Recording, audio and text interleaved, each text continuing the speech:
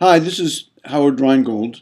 You're about to see my brief interview with Cathy Davidson about her panel at DML 2014. And I just wanted to give a little preface here because about three-quarters of the way through, the video gets a little ragged and it looks kind of artsy.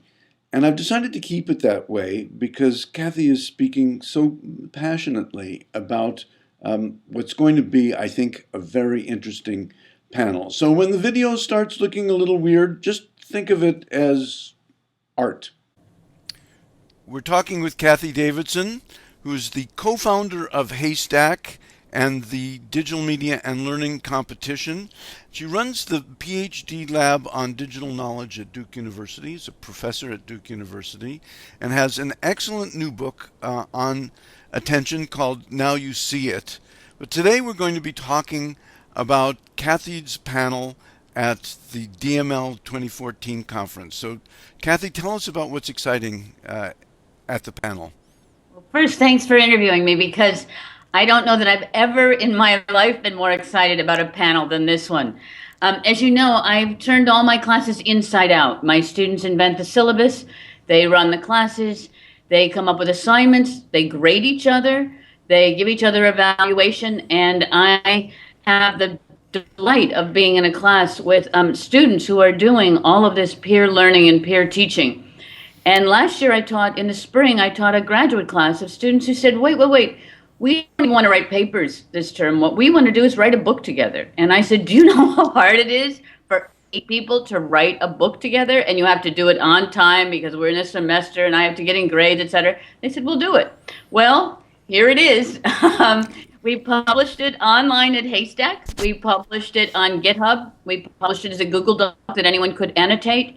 So it's ready for remixing, and it's called 21st Century Literacies, Field Notes, a Guide to New Theories, Methods, and Practices for Open Teaching and Learning. So they used the method of the book to write the book together.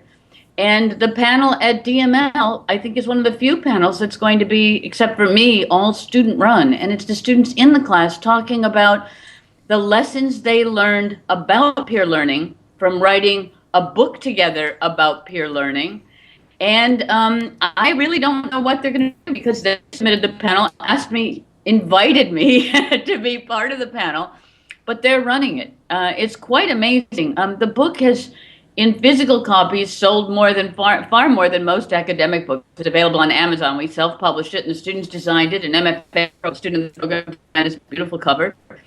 The downloads on the digital copies have been about 5,000, which is far more than most. I know, far more than most academic books have been. So clearly, there's an energy and an excitement and an interest in there about what happens when you let students take the lead, and what happens when you guide students but don't over-guide them and don't overbear them, and what students can actually bring to a project. Needless to say, they worked incomparably harder than any students I've ever worked with before. I mean, I would leave, we had a 3-hour class every later, they would classroom together. The students come from 3 universities, and that's very unusual in our area. We have 3 universities nearby, Duke, University of North Carolina, and North Carolina State. But it's pretty unusual to have students from those universities take a class together.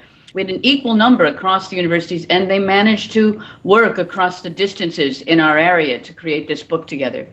One's a computer science major, one's an information designer, one's a science and information designer, some are in humanities, some are in English. So they also spanned the disciplines from the computational sciences to the humanities. And all of that goes into this book, and I think it's going to all be there in our panel at DML, where we're talking about peer learning, what you gain from peer learning.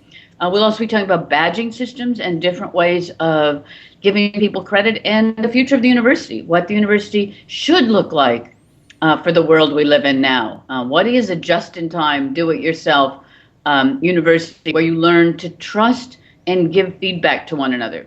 I'm convinced one thing we do in our society is we're great at giving grades. We're great at telling people what's wrong. We're very poor at learning how to give constructive feedback, take in constructive feedback and grow as a result of the feedback. And that was a lot of what this process was. Since the essays are individually authored, but all of the essays went through a long process of peer-to-peer evaluation, revision, resubmission, conversation, collaboration. So what you see is a very collaborative process, and that's what we'll be doing on our panel.